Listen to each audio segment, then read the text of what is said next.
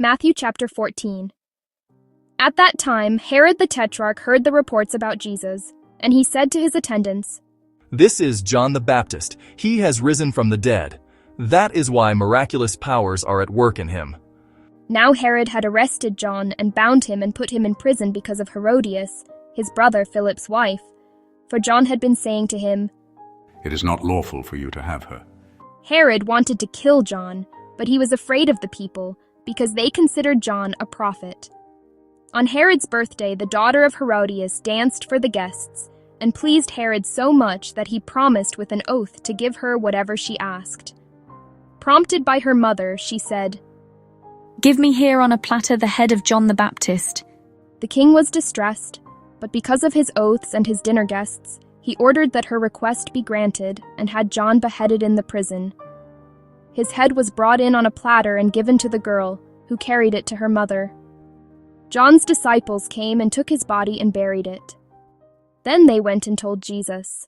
When Jesus heard what had happened, he withdrew by boat privately to a solitary place. Hearing of this, the crowds followed him on foot from the towns. When Jesus landed and saw a large crowd, he had compassion on them and healed their sick. As evening approached, the disciples came to him and said, "This is a remote place and it is already getting late. Send the crowds away so they can go to the villages and buy themselves some food." Jesus replied, "They do not need to go away. You give them something to eat." "We have here only 5 loaves of bread and 2 fish. They answered. "Bring them here to me," He said. And he directed the people to sit down on the grass. Taking the 5 loaves and the 2 fish and looking up to heaven, he gave thanks and broke the loaves. Then he gave them to the disciples, and the disciples gave them to the people. They all ate and were satisfied, and the disciples picked up 12 basketfuls of broken pieces that were left over. The number of those who ate was about 5,000 men, besides women and children.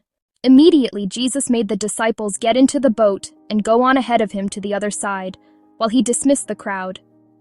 After he had dismissed them, he went up on a mountainside by himself to pray. Later that night, he was there alone, and the boat was already a considerable distance from land, buffeted by the waves because the wind was against it. Shortly before dawn, Jesus went out to them, walking on the lake.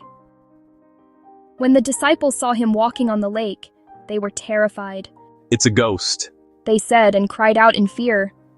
But Jesus immediately said to them, "Take courage, it is I, do not be afraid." "Lord, if it's you, Peter replied, tell me to come to you on the water." "Come to me," he said. Then Peter got down out of the boat, walked on the water and came toward Jesus. But when he saw the wind, he was afraid, and beginning to sink, cried out.